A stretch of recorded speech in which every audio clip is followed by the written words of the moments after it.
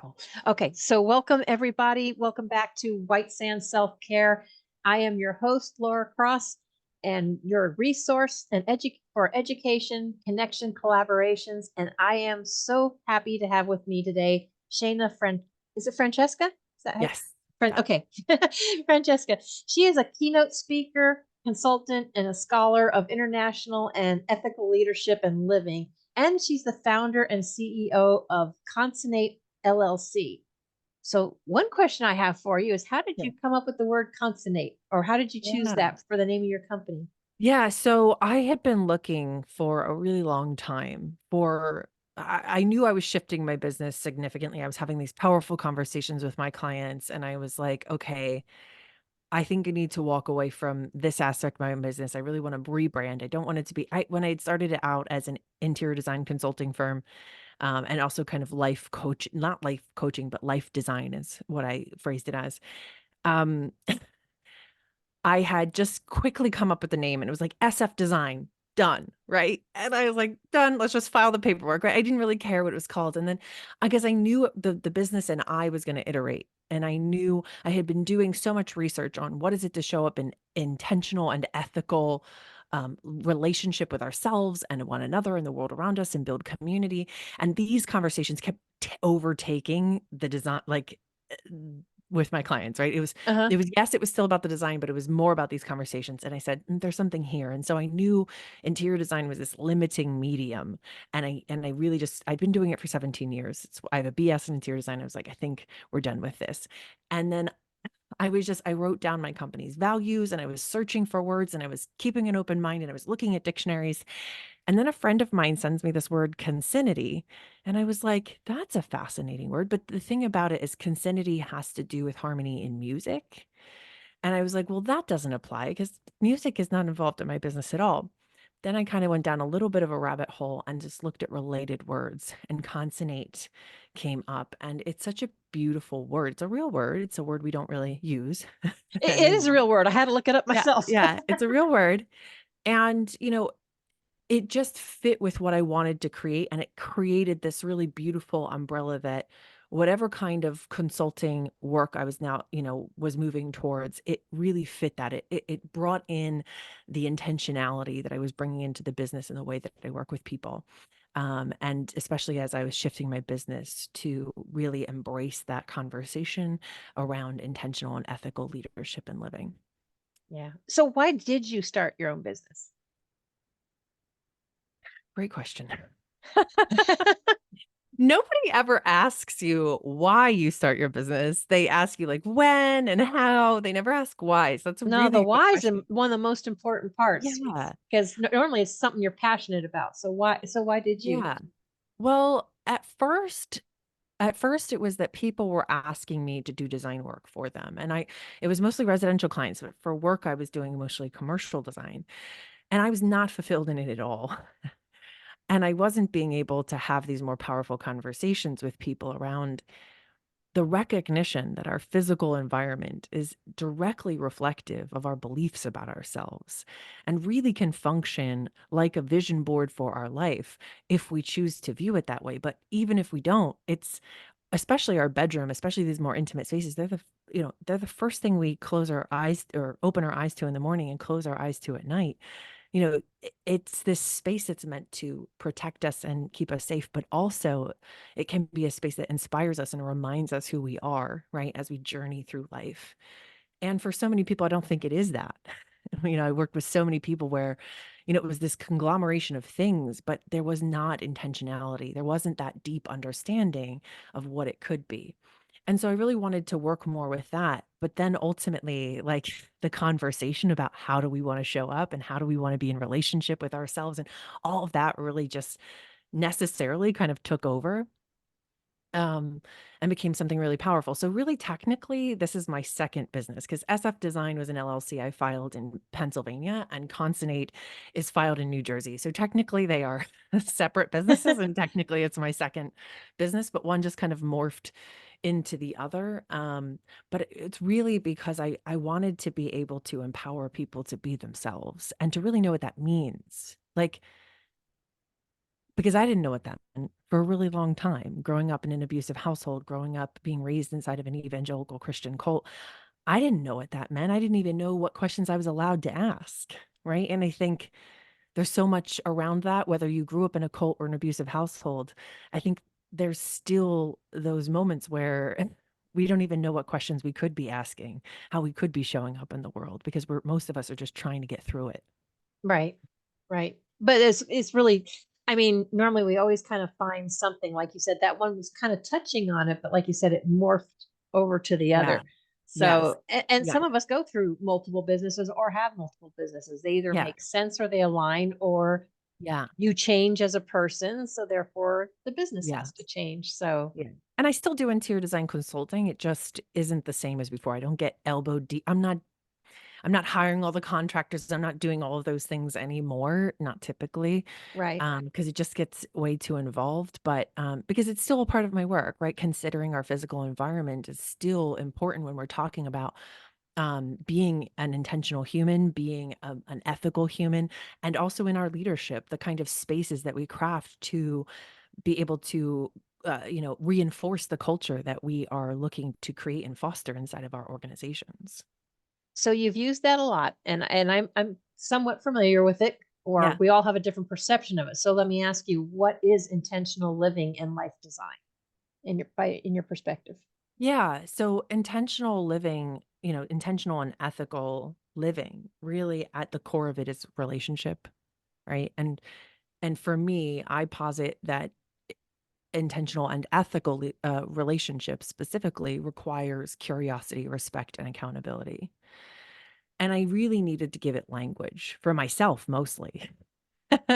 Because no one had ever sat me down and said, this is what ethical relationship is and what it requires. And that's by design. When you grow up in an abusive environment, you're not supposed to know what ethical relationship is because it's not modeled around you. And no one wants you to know what that is because then you'd hold them accountable and you'd set boundaries and you'd remove yourself from their control and all of those things. So it was by design, never modeled for me. And and so I think for many of us, maybe in part it was we kind of maybe figured it all out along the way, but I think for far too many of us, relationship was almost modeled as just proximity. And and it's not the same thing, not even remotely the same. You can be in proximity to someone and know absolutely nothing about them, but have made a heck of a lot of assumptions, Oh yeah. right? Yep. And there is no relationship in proximity. Proximity is simply it's just physical distance, really, right? And access. Hmm. But access does not mean there's relationship. And I use this example for people sometimes where there's those couples, sometimes we know someone or know someone who knows someone where their marriage didn't end contentiously. They'll just say something like, well, we kind of started just feeling like roommates, right? And they're what they're really expressing is the curiosity left, right? It Right. just left the conversation. And the moment that curiosity left, so did the connection to one another, right? And so for me, I always start with curiosity. Curiosity is the beginning of all relationship. And it's the beginning of us being able to understand what it is to be intentional. Because curiosity leads us to education, to better understanding the world around us. And then we can know what's possible for ourselves and be more intentional about the choices that we make and also be better able to understand the impact of the choices that we make. Right. Yeah, most definitely. Um, and those are all very, very good and very, very valid points. But like you said, we don't think about it. And I think, I believe it's called the 7-Eleven rule. People don't realize it, but you make 11 impressions about someone within the first 7 seconds that you see them. Oh, wow. Yeah, I So didn't know. Yeah. yeah, so it like you said, you could be in proximity, not knowing anything about them, but you, like you said, you've made all kinds of assumptions about them. Yeah. Yeah. So, so who are your heroes or your mentors? Um, the people that have and the philosophers and who have helped to shape who I am today are individuals like Maya Angelou and James Baldwin and um Mia Birdsong and some of these incredible people who have challenged the way we show up in the world and asked us to expand our perspective. asked us to recognize that there's an entire world outside of our understanding, Mm-hmm. and there's a world of possibility when we can sit with and believe the stories of the lived experiences of a wide variety of people, and to really internalize those, do something with them, right? And recognize that we have a part to play in the entire living world, a Right. powerful part to play, right? And also there's stories of resilience, were something that really stuck out for me, um, of recognizing that you can grow up in a world of pain, you can live in a world full of pain, and you can still make a powerful difference in this world, um, for good. And you can heal. And also, they helped me to realize that my healing was truly going to happen in community with the people around me. That for me, I've come to recognize that the trauma that I incurred happened because I was not only forced to deal with really painful things, but I was forced to deal with them on my own. And I was invalidated along the way, right? Mm-hmm. And that just compounded everything, right? But when I am around a actual community, people who are invested in curiosity, respect, and accountability, right? When I'm in true community and true ethical relationship with the world around me, now I am seen, heard, and understood in a really valuable way. And I am seeing, hearing, and understanding others, right? And I'm truly connected to the people around me. And now my healing can really happen because I have the support and I am part of the support. And I understand my connectedness to the people around me in profound and powerful way. Mm-hmm. And then I can truly show up as myself in the world with beautiful confidence and clarity and accountability. Yeah, and that is an amazing transformation, especially, having the background and where you've gotten to. I would imagine you have some kind of a spiritual practice then. That Oh do yeah, you do you do? yeah. It's funny because it's transitioned a lot. Hmm. Oh well, yeah. It's transitioned a lot. Um, when I first started truly deconstructing the beliefs that I was raised with, I started deconstructing at 26, 14 years ago, but I didn't truly allow myself or empower myself to completely deconstruct until about 5 years ago. It's funny, but it's not funny. It took me that long because when you've had a lifetime of programming and a lifetime of fear mongering and a lifetime of all these things, you don't feel like you have the right to question, right? Hmm. And so it took me a long time to give myself permission to say, I have a right not to believe these things, right? And so at first I went from and I deconstructed so quickly. It was slow and then very, very fast. And so I went from being a part of non-denominational churches, because that's where I was attending after leaving evangelical Christianity, to realizing they were trying to become the very thing that I had left.